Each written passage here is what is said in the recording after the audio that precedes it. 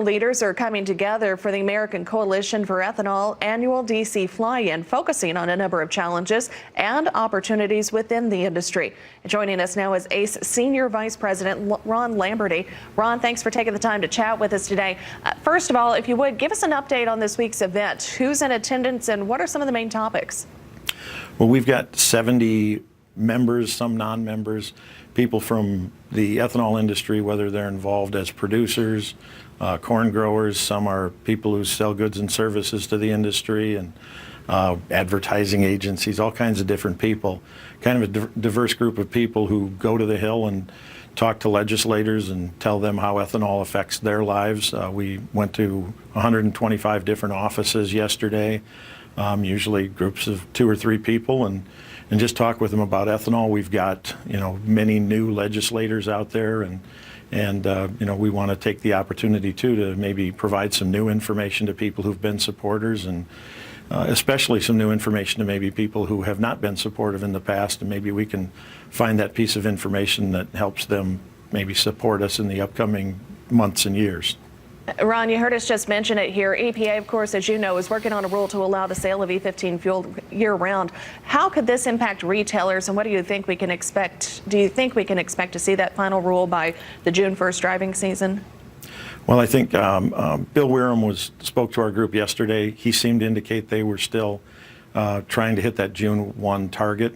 The reason that's important is that's when a retailer would have to switch their fuel over to either some other grade or to cut it off if they were selling E15 right now. So they've got to try and get all of that stuff taken care of if this rule isn't written.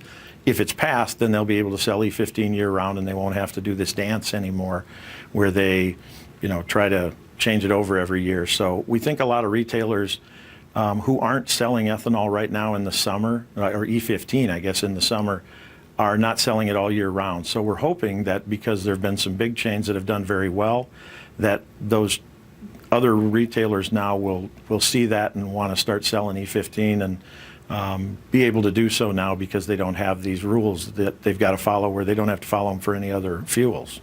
Ron, one other quick question for you. Of course, what about the concerns for the industry and the small refinery exemptions that have been granted by the EPA? What impact is this having? Well, it's crushed prices because you've got refiners have to make, or ethanol producers have to make 15 billion gallons a year.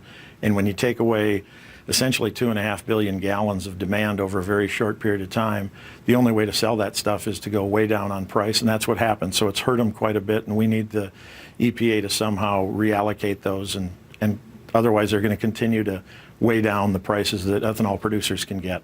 All right, Ron, thank you very much for your insight today. American Coalition of Ethanol Senior Vice President Ron Lamberty. He's joining us from our Washington, D.C. News Bureau this afternoon. Well, South Dakota growers can expect June 30th as the cutoff date for dicamba products.